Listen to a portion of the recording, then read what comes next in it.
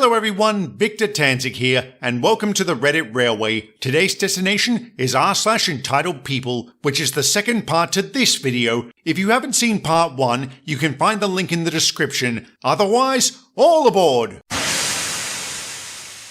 After I kicked my parents, brother and sister-in-law out, I immediately went to my social media and told everyone what happened. I did this because I knew my family would try to spin the story against me if I didn't get in front of it, and I was right. They tried making posts vilifying me, but since I got in first and included video evidence, many of them were on my side right away. A few members of the wider family stayed loyal to them, and a few of their flying monkeys did call me a horrible person, but I ignored them. Like I said last time, my mother said I had a week to come to my senses.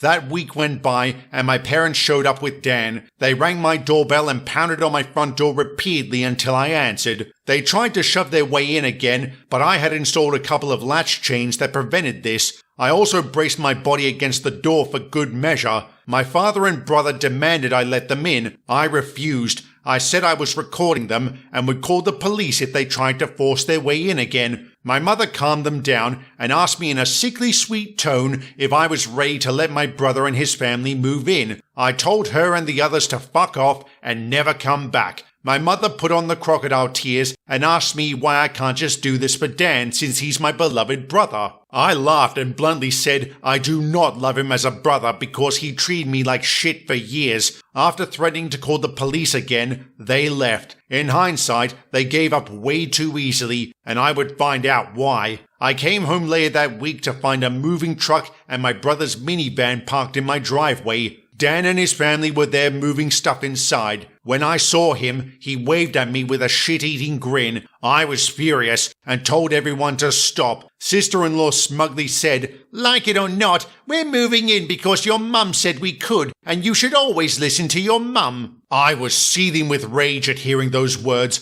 I locked myself in my truck and called the cops. Sister-in-law started pounding on my window when she realized what I was doing, yelling at me to stop. She said that I can't do this to her because she and Dan need my house. "Why can't you just do this for Dan?" she kept saying. I responded with, "Fuck Dan, it's my damn house, not his." Then she threatened to key the side of my truck if I didn't hang up. She said it loud enough that the 911 operator heard her. I told sister-in-law if she damaged my truck, I'd sue her. She was smart enough to retreat. When the police arrived, Dan's sister-in-law and their kids locked themselves in my house. I told the cops what had happened. We all went to the front door and discovered they had changed the lock. The old one was sitting on the porch alongside the drill they had used to break it. I then gave the cops a rundown of everything that had happened prior. While doing this, my parents showed up. I guess Dan must have called them. They lied and said I had agreed to rent my house to my brother and his family. Dan and sister-in-law finally came out of my house with some papers in hand. They both looked super smug, like they'd somehow outsmarted me. They had actually drawn up and printed out a fake rental agreement that had my forged signature on it. FYI, said signature wasn't remotely like mine. I told my parents and Dan what they had done was blatant fraud, and if the cops investigated, they'd easily figure that out. I said going to court or jail wouldn't do any of them any good. Dan might even lose his job because of it. I also said I would get a lawyer and sue for damages if anything of mine was lost, stolen, or broken, and I'd call CPS for good measure. The cops separated us, and I said I wanted them gone right now or I'd press charges. Given everything that had happened and that I had plenty of evidence, I think it finally clicked for my parents they couldn't force me to do it for Dan. My mother surrendered and said she'd put an end to this. While she went to speak with sister-in-law, my dad talked to Dan. Sister-in-law instantly started loudly crying and ripped up the fake rental papers into tiny bits. She tossed them away like confetti, and one of the officers told her to pick them up or he'd cite her for littering. Dan had to tell his kids to load their stuff back into the moving truck. The kids were all crying, with the eldest one whining that he won't get his own room now. Sister-in-law and Dan gathered their kids together. They made one last pathetic attempt to guilt me by using the sad family routine. All of the kids had the same pleading look with quivering mouths. Sister-in-law kept rubbing her pregnant belly and tilting her head to look like a sad puppy. I swear they must have practiced this beforehand. Dan made the saddest face he possibly could and said, "Please don't do this. We need to be able to live here." But I didn't falter and told them to keep packing. All the kids and sister-in-law turned the crying up to 11. Dan yelled at me, "Are you satisfied with yourself? You've denied us a home because you're too selfish to share and help out your family." I started laughing like a maniac and retorted he wasn't sharing, he was taking. I said no amount of crying will be enough to let his family move in. Dan started swearing at me until the cops told him to cool it or he'd be arrested regardless if I wanted to press charges. His face became a mix of supreme fear and anger.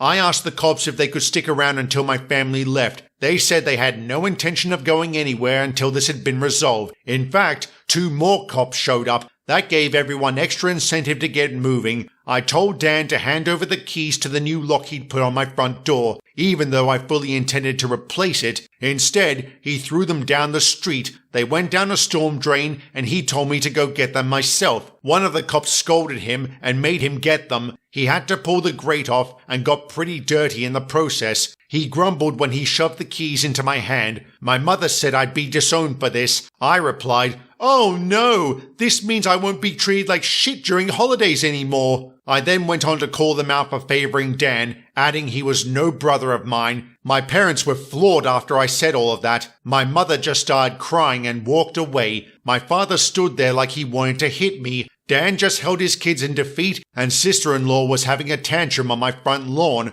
After a while, they finished taking their stuff out of my house. Before they were about to leave, my mother suggested Dan could pay rent if I let them stay. I told her no, I don't want his money, and I certainly don't want to live with him and his family. My mother wouldn't give up. She suggested I could move back in with them. I told her I would never stay with them again. I then decided to lay into them. I called them out for how they treated me growing up, and with 4 cops right there, they couldn't do much other than stand there and take it. I pointed out how they had never done anything for me. Even when I was living in my camper and had nowhere else to go, they didn't help. But they had let Dan and sister-in-law stay in their house free of charge. I asked them what had I ever done to deserve such treatment other than being born. They didn't answer. They couldn't. My father was beet red from embarrassment. My mother started crying, saying she was a horrible person. I bluntly agreed. My father looked more defeated than I have ever seen him. Dan and his family pulled back. Everyone got in their vehicles and left. I went inside. Luckily, nothing had been damaged or stolen. I then got back online and spilled the beans about what happened. My parents were too embarrassed to even try and defend themselves this time. While the wider family was somewhat split before, now everybody was on my side. Even their flying monkeys abandoned them. I then offered to host Christmas Eve at my place, assuring everyone my parents, brother and sister-in-law would not be invited. Surprisingly, none of them blocked me on social media. I saw sister-in-law had her baby in early November.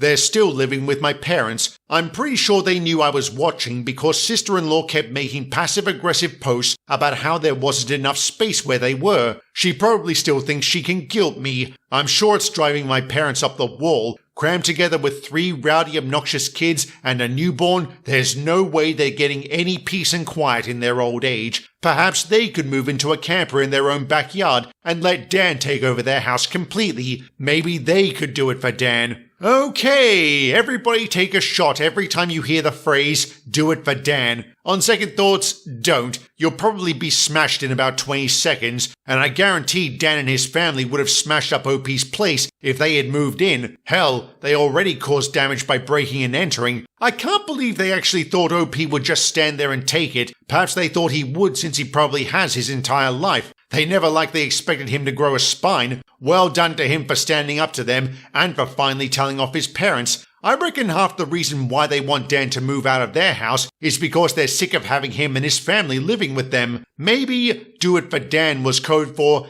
"get them out of our house." Nice to see it backfired so spectacularly. This certainly was an eventful update. I wonder what the next one will be like, which I'll cover next time. And with that, I'll end the video here. Like, share, and subscribe, and drop a comment down below. Thank you very much for watching, and have a good one.